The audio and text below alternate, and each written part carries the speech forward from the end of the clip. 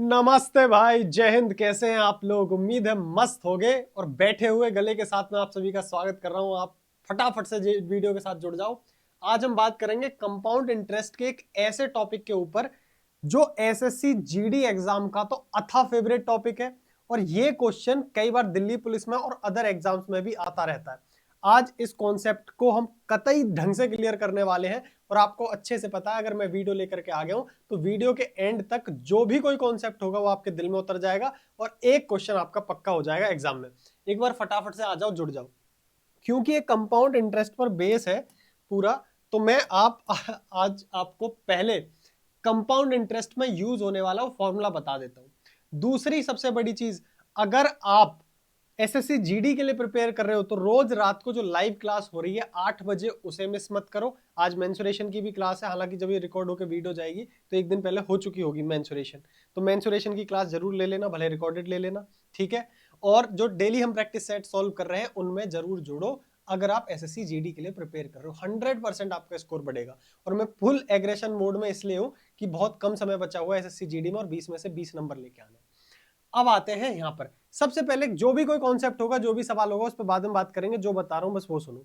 देखो, जो मैं सवाल कराने वाला हूं ना, देखो एसएससी जीडी 2025, ठीक है, इसको देखना। इतनी बार ये सवाल रिपीट होता है, ऐसा कोई सेट नहीं है जहां ये सवाल ना आता हो। तो इंपॉर्टेंट तो हो गया ये सवाल, लेकिन बच्चों पे ये सवाल कई बार होता नहीं है। इस वीडियो के बाद कभी मिस नहीं होगा ये सवाल। अब सबसे पहले कंपाउंड इंटरेस्ट निकालने के लिए आदरणीय रामदेव बाबा ने एक ही फॉर्मूला बनाया था, amount is equal to principal और ब्रैकेट के अंदर 1+r/100 इंटू मतलब पावर में t। लेकिन क्या हम इस फॉर्मूले का कभी यूज भी करते हैं? हम कभी यूज नहीं करते, ठीक है।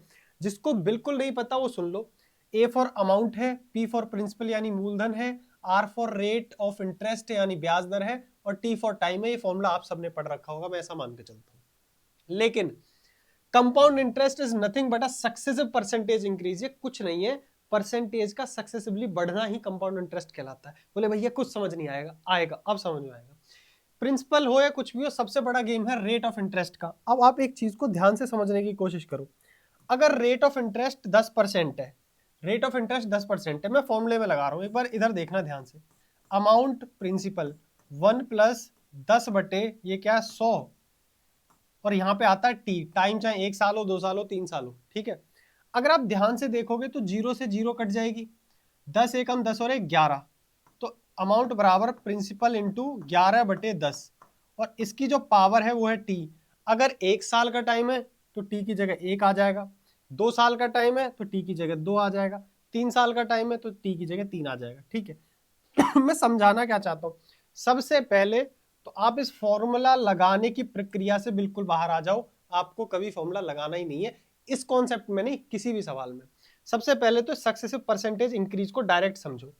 अगर आपको अमाउंट निकालना है तो प्रिंसिपल के मल्टीप्लाइंग फैक्टर बनाने सीखो। जस्ट 10% क्या होता है, 1/10 होता है। 10 पे 1 बढ़ जाएगा तो मल्टीप्लाइंग फैक्टर बनेगा 11/10। बस ऐसे समझो। जो आप 100 10/100 वगैरह अगर ऐसा कुछ करते होगे तो आज के बाद मत करना। सबसे पहले तो ये सीखो। अगर 1 साल के लिए तो 1, 2 साल के लिए तो पावर 2 कर दो या फिर 2 बार गुणा कर दो, 3 साल के लिए तो पावर 3 कर दो या 3 बार गुणा कर दो, आंसर आ जाएगा। इस फॉर्मूले में आपको चक्कर में नहीं पड़ना। दूसरी चीज, फॉर एग्जाम्पल अगर ये होता 20%, मान लेते हैं आर अगर 20% होता, तो 20% क्या होता है, 20% होता है 1/5। मल्टीप्लाइंग फैक्टर क्या बन जाएगा, 5 में 1 जोड़ दो, 6/5 बन जाएगा। तो 6/5 की गुणा करते अगर 1 साल के लिए चाहिए, 2 साल के लिए, 2 साल बाद पैसा कितना हो जाएगा जो आपने लगाया वो चाहिए तो 2 की गुणा कर दो, 3 चाहिए 3 की, 4 चाहिए 4 की। सिंपल। तो पहले तो इससे निकल जाओ बाहर, इसका इस्तेमाल करना सीखो। इसी को कहते हैं सक्सेसिव परसेंटेज इंक्रीज, भी यही चीज होती है, कुछ और नहीं होता। अब मैं वो बताता हूं जिस कॉन्सेप्ट पे आज हम चलने वाले हैं। ये आपको सामने एक चित्रकारी दिख रही होगी, तुम्हारा भाई ड्राइंग बहुत खतरनाक बनाता है, हमेशा 0 नंबर आए। ये है चंदू जी, ठीक है। कौन है, चंदू जी। चंदू जी के 2 पुत्र हैं, एक पप्पू और एक गप्पू। पहले मैं लाइट बंद कर देता हूँ। हाँ ला लो, चलो जी। चंदू जी के 2 पुत्र हैं, सुपुत्र, एक पप्पू और एक गप्पू। सवालों में क्या आएगा मैं एक बार डायग्रामेटिकली समझा देता हूँ। सवाल ऐसा होगा कि चंदू ने कुछ पैसे पप्पू को दिए अपनी जायदाद के और बचे हुए पैसे गप्पू को दिए, और इस हिसाब से पैसे दिए कि अगर ये मान लेते हैं 10% ब्याज पर पैसा उठा दें, ये भी और ये भी अपना अपना पैसा, तो मान लो 18 साल बाद तो इसका पैसा और 20 साल बाद इसका पैसा आपस में क्या हो जाएगा, बराबर हो जाएगा। तो बताओ इसके पास कितना पैसा था ये पूछ लेगा, या इसके हिस्से में कितना पैसा आया था ये बता दो।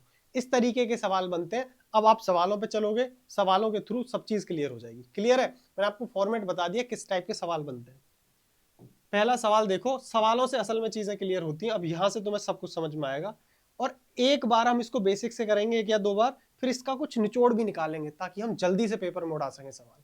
देखो, सबसे पहला काम, 4-4 लाइन के जैसे सवाल आते हैं तुम्हारी हालत वैसे ही खराब हो जाती है, बट हालत खराब नहीं करनी, शांतिपूर्वक पढ़ना है सवाल को। महेश के पास 1617 थे रुपए, उन्होंने इसे अपने बेटों विजय और अजय में बांट दिया, उन्हें 10% वार्षिक चक्रवृद्धि ब्याज पर निवेश करने को कहा। ठीक है भाई, देखा गया कि विजय और अजय को क्रमशः 15 और 16 वर्षों के बाद समान राशि प्राप्त हुई, बराबर बराबर पैसा प्राप्त हुआ। महेश ने विजय को कितनी राशि दी थी? ठीक है भाई, ये एक है महेश, इसके दो पुत्र हैं, एक अजय है और एक विजय है, विजय और अजय, इनमें पैसा बांटा है। मैं मान लेता हूं कि विजय के हाथ में वी रुपए आए और अजय के हाथ में ए रुपए आए। ठीक है, अब विजय क्या करेगा, 10% ब्याज पर पैसा लगाएगा। रेट ऑफ इंटरेस्ट क्या है, 10%। 10% का ये क्या बनेगा, फ्रैक्शन 1/10, मल्टीप्लाइंग फैक्टर क्या बन जाएगा, 11/10। 11/10, इसके हाथ में अगर 20 रुपए था तो इसने 11/10 के हिसाब से पैसा लगा दिया। विजय ने कितनी साल के लिए पैसा लगाया, बोले 15 साल के लिए, तो यहां पर क्या आ जाएगा, 15 आ जाएगा। ठीक है, समझते रहना आराम से। अब बात करते हैं अजय की। अजय के हाथ में ए रुपए था, इसने सेम रेट पे पैसा लगाया, यानी 11/10 के हिसाब से पैसा बढ़ेगा इसका। कितनी सालों तक बढ़ेगा, बोले 16 सालों तक। 16 साल के बाद इन दोनों का जो पैसा है वो बराबर हो जाएगा, ये सवाल कहना चाह रहा है। बात आई समझ में? बस इस वाली लाइन के अंदर सब कुछ खत्म हो जाएगा। यहां से आपको V और A का रेशो मिल जाएगा, विजय और A के पास कितने पैसे थे, विजय और अजय के पास, उसका रेशो मिल जाएगा। कैसे? अब यहां पर जस्ट एक चीज और यूज हो रही है, उसको मैं यहीं बता देता हूं, ध्यान से समझना। कभी भी बेस अगर सेम है, a की पावर m अपॉन a की पावर n, और डिवाइड है बीच में, तो ध्यान रखना a की पावर m माइनस n, यानी डिवाइड में पावर घट जाती है अगर बेस सेम हो। अब सेम सिचुएशन यहां बनेगी, v को मैं यहीं रख लेता हूं, a को मैं उठा के यहां ले आता हूं। यहां क्या बनेगा, एक बार डिटेल में समझा रहा हूं, 11/10 की पावर 16 है, और ये जो मल्टीप्लाई में इसके डिवाइड में जाएगा 11/10 की पावर 15। भैया खांसी वांसी हो रखी है, कैसे करें? अब देखो, a की पावर m बटे a की पावर n, तो पावर घट जाएगी, बेस सेम है, पावर घट जाएगी। 16 में से 15 घटाओगे तो बचेगी पावर 1, कुल मिला के एक पावर बचेगी 11/10 की। तो मैं इसको काट पीट के कैसे लिख दे रहा हूँ, लो इक्वल करके लिख दे रहा हूँ, बिल्कुल बेसिक से करा रहा हूँ। पहला सवाल कुल मिला के ये आ गया 11/10। बात आई समझ में? तो v को डिनोट कर रहा है 11 और a को डिनोट कर रहा है 10। बात आ रही है समझ में? लो इसको हटा दे रहा हूँ, 11/10, v और a का रेशो आ गया। कोई दिक्कत किसी को? 11/10। इसका मतलब अगर v के हाथ में 11 रुपए हैं तो a के हाथ में कितने होंगे, अजय के हाथ में 10 रुपए होंगे। टोटल कितने रुपए बांटे गए थे, 1617, और इसका टोटल करोगे तो कितना आएगा, 11 और 10 21। इसका मतलब 21 यूनिट की जो वैल्यू है वो 1617 रुपए है। इतने रुपए तो बांटे गए थे। अब पूछा किसका है, महेश ने विजय को कितने रकम दी। विजय कौन है, v, मतलब 11 की वैल्यू निकालनी है आपको, और वैल्यू निकालनी आपको आती होगी। अब यहाँ पे एक निंजा टेक्निक ये कर सकते हो, 11 पूछा है तो आंसर 11 का मल्टीपल होगा। भाई 8 और 7 कितना होता है, 15, 15 में से 4 गए, हाँ भैया 11 का मल्टीपल है। 7 और 6 13, 13 में से 9 गए, ये मल्टीपल नहीं है 11 का, ये भी नहीं है, ये 11 का मल्टीपल है, बट ये लास्ट में 0 आ ही नहीं सकता, कोई मतलब ही नहीं है। तो आंसर हो जाएगा अपना ए। वैसे सिंपल सिंपल कट रहा है, इससे इसको काटोगे 7 बार 147, ठीक है, 14 147, 77 बार कट गया। 11 गुणा 77 करोगे तो डायरेक्ट तुम्हारा यही आएगा 847। ए इज द करेक्ट आंसर। ये इस सवाल का बिल्कुल बेसिक था, ठीक है। बट अब जो मैं आपको बताने जा रहा हूं उससे आपका काफी समय बचेगा, उस तरीके को और देख लेना। लेकिन इसका मतलब ये नहीं कि ये नहीं आएगा तो आप डायरेक्ट वो लगा पाओगे, असल यही चीज है, इसको ही आपको दिमाग में रखना। बस मैं ये कोशिश करूंगा कि मैं आपका ये वाला स्टेप डायरेक्ट बचा करके आपको मैं यहां इस वाले स्टेप तक डायरेक्ट पहुंचा दूं, ये मैं काम करूंगा। वो कैसे होगा आप समझो, आपको बस थोड़ा सा दिमाग चलाना है। क्या करना है, जब भी ऐसा कोई सवाल आए तो आपको हमेशा क्या पढ़ना है, देखो सेम डिट्टो ऐसा ही सवाल बनेगा। कैसे? डाटा चेंज होगा, टाइम चेंज होगा, परसेंटेज चेंज होगा। आपने पूरा फोकस डालना है परसेंटेज पे। किस पे डालना है? परसेंटेज पे। एग्जाम में कैसे करोगे फिर सुन लो। 1/10 होता है, मतलब जो बनेगा मल्टीप्लाइंग फैक्टर वो बनेगा 11/10। इसके बाद देखना है 15 और 16 साल में कितने का गैप है, बोले 1 साल का गैप है। तो 1 साल का गैप है तो पावर 1 रहेगी, मतलब कोई बात ही नहीं है, 11/10 रहेगा। ठीक है, अब देखो 11 के सामने विजय आएगा या अजय आएगा, इस पे कैसे दिमाग लगाओगे? तो बस देखो, विजय और अजय, अजय का जो पैसा है वो 16 साल बाद और विजय का जो पैसा है वो 15 साल बाद बराबर होगा। मतलब अजय के पास पैसा कम रहा होगा, तभी तो उसे ज्यादा साल लग रही है पैसा बराबर करने के लिए। तो कम पैसा किसके पास रहा होगा? जिसे ज्यादा साल लग रही है, यानी अजय के पास। तो कम की वैल्यू के सामने अजय आ जाएगा, ज्यादा की वैल्यू के सामने विजय आ जाएगा। ये तरीका करोगे तो आपको बस 1 ही सेकंड का काम लगेगा। इसका मल्टीप्लाइंग फैक्टर रखना, इन दोनों का रेशो रखना, कहानी खत्म हो गई। 21 की वैल्यू इसके बराबर है, 11 की वैल्यू 887, कहानी खत्म। 847। बस इतना सा काम करना है, ये कुछ नहीं करना पड़ेगा। अगले सवालों में ये कुछ नहीं करूंगा, बस अब सीधा उड़ाऊंगा। आओ, एक सवाल में मैंने खूब बेसिक बता दिया, अब यहां पे चलते हैं धुआंधार तरीके से। अब देखो इसको कैसे करेंगे पेपर में। जैसे ही आपने देखा कि मनोज के पास 1224 रुपए थे, उसने इसे अपने बेटों आनंद और अनिल में बांट दिया। उन्हें 4% वार्षिक ब्याज दर चक्रवृद्धि ब्याज पर निवेश करने को कहा। देखा गया कि आनंद और अनिल को 17 और 18 साल बाद सेम अमाउंट प्राप्त होगा, पैसा बराबर प्राप्त होगा। तो मनोज ने अनिल को कितना पैसा दिया? भाई सबसे पहले तुम देखो percentage of rate of interest क्या है? 4%। 4% का मतलब होता है 1/25, यानी 25 से पैसा 1/26 हो जाएगा। ये बनेगा आपका रेशो। कोई दिक्कत किसी को? अब किसके सामने क्या आएगा ये मैटर रह गया। 1 साल का ही गैप है, हाँ तो बस यही रहेगा। 2 साल का होता तो स्क्वायर हो जाता है इसका।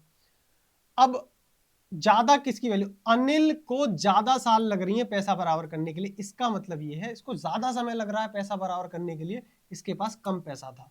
तो अनिल भाई साहब नीचे आ गए, आनंद भाई साहब ऊपर आ गए। अनिल को मैंने ऐसे लिख दिया, इसको ऐसे। बस दोनों को जोड़ लो, टोटल पैसा कितना आ गया? 51। 51 किसके बराबर है? 1224 के। 1224 के बराबर। वैल्यू किसकी पूछी है? अनिल की पूछी है। अनिल यानी 25 की वैल्यू पूछी है। सबसे पहले तो दो चीजों का आइडिया लग रहा है यहाँ से। 25 का मल्टीपल ढूंढ सकते हो। 25 के मल्टीपल में ना ये आएगा ना ये आएगा, इन दोनों में से कोई सा आंसर हो सकता है 25 का मल्टीपल। ठीक है भाई। और वैसे भी अगर आप ढंग से देखोगे, ढंग से जिसे कहते हैं, तो ऑब्वियसली 600 आंसर देखेगा, इससे जस्ट आधे से थोड़ा सा कम होगा। इसका आधा करोगे 612 होगा, 612 से थोड़ा सा कम 600 ही होता है। ऐसे भी दिमाग लगा सकते हो। भाई 51 का आधे से थोड़ा सा ही तो कम है, इतनी तो बुद्धि चलती है तुम्हारी, है भाई। नहीं करने तो पूरा देखो, 51 से इसको काट लो, कितनी बार जा रहा है? 51 दूनी 102, 20 204, 51 चौके 24 आ गया। तो एक की वैल्यू 24, तो 25 की वैल्यू कितनी होगी? 24 गुणा 25 कितना आ जाएगा? 600। C is the correct answer. Clear है? कहानी समाप्त होगी जरा सी देर में, 2 लाइन में सवाल खत्म हो जाएगा। तरीके सीखते रहो बस। सवाल नंबर 3।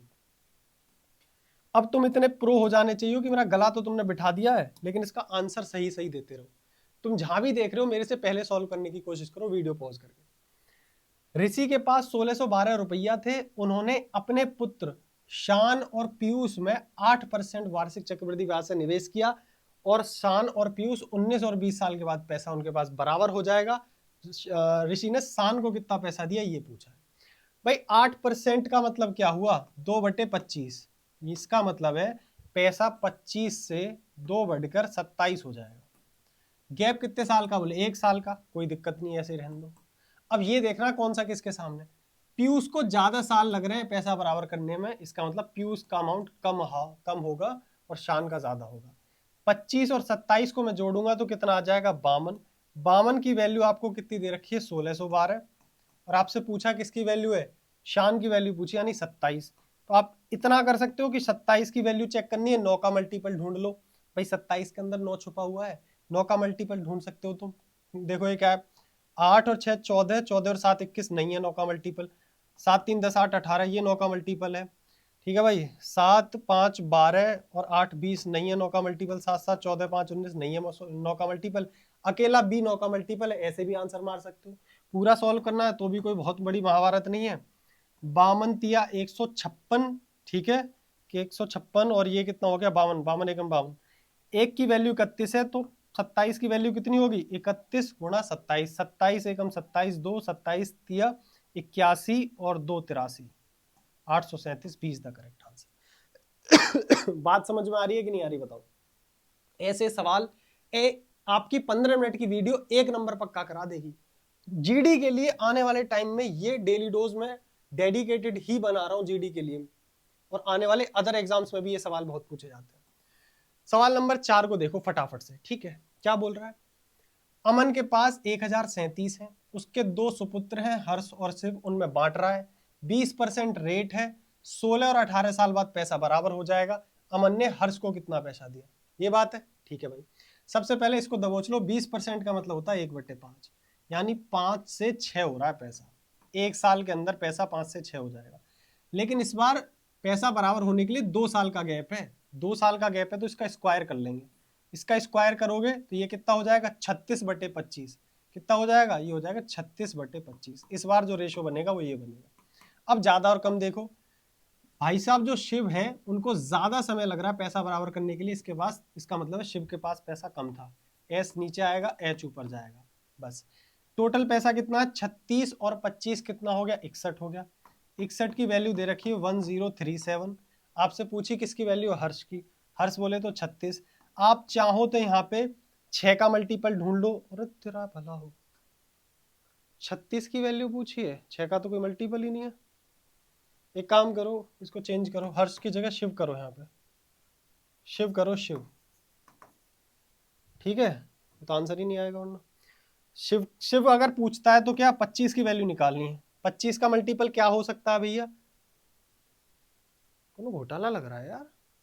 चलो एक बार करके देख लेते हैं, 25 सत्य, हाँ हाँ ये तो ठीक है, एक बार देखो 61 से कितनी बार जा रहा है ये देखो, तो आप कहोगे भैया अगर मैं 61 से करता हूं तो 61 एकम 61, रुकना एक सेकंड, 61 एकम 61, ठीक है कितना बच गया 39 3 42 427, इसका मतलब 7 बार, 17 बार जा रहा है। इसको भी 17 की गुणा करूंगा तो कितना आएगा 17 पंजे 135, ओ सॉरी 17 पंजे 85, क्या पढ़ रहा हूँ, 17 दूनी 34 और 8 कितना हो जाएगा भैया 42, 425 है कहीं इसमें, नहीं है, इसका मतलब टाइपिंग एरर है, कोई बात नहीं, 425 इसका सही आंसर होगा। अगर ये 27 वाला भी पूछता है, यानी हर्ष का पूछता, हर्ष का, तो आप हर्ष का भी निकाल सकते हो, कौन सी बड़ी बात है, ऑप्शन में एरर है भाई, इसमें कोई दिक्कत नहीं।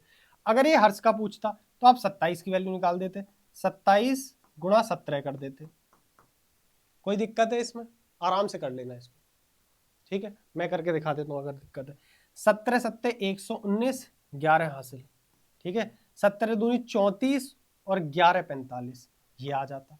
अरे कोई दिक्कत, बात आ रही है समझ में कि नहीं, क्लियर है। इस सवाल में और पिछले सवालों में बस इतना सा अंतर है कि जैसे यहाँ पे 2 साल का गैप हुआ तो आपको जो मल्टीप्लाइंग फैक्टर था 1 साल का तो ब्याज ये होता 5 से 6 हो जाता, 2 साल के लिए 36 25 बनता, इसका ध्यान रखना। 3 साल होता तो इसका क्यूब भी करते हैं, क्लियर है, कोई दिक्कत इसमें, यहाँ ऑप्शंस में गड़बड़ है इस सवाल में, ठीक है भाई। चले आगे, सवाल नंबर 5, इसे देखो, वैसे ही बनाया हुआ सवाल है, जीडी का नहीं था। चलो सवाल नंबर 5, अब यहां पर तुम थोड़ी सी चीजें अलग तरीके से देखोगे, इसको देखो, पिछले सवाल में और इस सवाल में कुछ फर्क नहीं है, टाइम का तरीका बदल दिया है बस। अगर मैं कहूं सचिन के 2 पोते हैं चेतन और विपुल, 13 वर्षीय चेतन है, 13 वर्षीय चेतन को सचिन की संपत्ति से कुछ पैसा मिलता है और 14 वर्षीय विपुल को बाकी का पैसा मिलता है, लेकिन चेतन और विपुल को पैसा तभी मिलेगा जब वे 23 वर्ष के हो जाएंगे, ठीक है, तब तक पैसा एक बैंक में जमा है जो 8% वार्षिक चक्रवृद्धि ब्याज पर मिलता है। जब दोनों 23 साल के हो जाएंगे तो उन्हें समान राशि मिलती है, पैसा बराबर मिलेगा, और जो कि सचिन के पास कुल पैसा कितना है 23,400 है, तो विपुल को शुरू में कितना पैसा मिला, ये बात है, विपुल को कितना पैसा दिया। अब देखो सेम कंडीशन है, सेम सारी चीजें, 8% है ना, 8% का अगर आप फ्रैक्शन देखोगे तो बनता है 2/25, यानी मल्टीप्लाइंग फैक्टर बनेगा 27/25, 25 में 2 जोड़ो, 13 साल 14 साल, जब ये दोनों 23 साल के हो रहे होंगे, ठीक है, तो पहली बात तो दोनों में कितनी 1 साल का गैप है, तो कोई स्क्वायर नहीं करना, कुछ नहीं करना, बस ये पता करना कि यहाँ क्या आएगा, यहाँ क्या आएगा। और उसका तरीका देखो, या तो तुम आराम से दिमाग लगा लो, भाई चेतन है 13 साल का, चेतन है 13 साल का, इसे लगेंगे 14 साल पैसा बराबर करने के लिए। विपुल है 14 साल का, इसे कम टाइम लगेगा, ठीक है। तो किसको पैसा ज्यादा मिला होगा, भाई इसे तो 14 साल लग रहे हैं पैसा बराबर करने के लिए, तो इसको पैसा कम मिला होगा चेतन को। तो चेतन भाई साहब यहाँ आएंगे, विपुल भाई साहब यहाँ जाएंगे। अब मैं दूसरी टेक्निक बताता हूँ, तुम बस इतना दिमाग लगाना, अगर ये इस तरीके से दे रहा है, छोटा कौन है, छोटा चेतन की उम्र कम है तो चेतन कम के आगे जाएगा, विपुल की उम्र ज्यादा है तो विपुल ज्यादा के आगे जाएगा, कहानी खत्म, ठीक है। अब चलो इसको सॉल्व कर लेते हैं। 27 और 25 कितना होगा, अगर कुछ दिमाग काम ना कर रहा हो तो जो पहले क्वेश्चन में बेसिक कराया है उसको ध्यान रखना बस, ठीक है, उसी से बनी हुई है ये सब ट्रिक ब्रेक। 25 और 27, 52 की वैल्यू कितनी दे रखी है भैया, ये रही 23400। क्या पूछा है, विपुल को शुरू में कितना पैसा दिया, विपुल मतलब 27, 27 मतलब 9 का मल्टीपल ढूंढो, ये 9 का मल्टीपल नहीं है, ये 9 का मल्टीपल नहीं है, 5 4 9, 5 4 9, ये 9 के मल्टीपल है, कोई बात ना, काटा पीटी मचाओ भैया। 5 चौक काटोगे तो 208 बार कटेगा, ठीक है, और ये आ गया तुम्हारा 24 और 2 26 पंजे, 450 बार कट गया।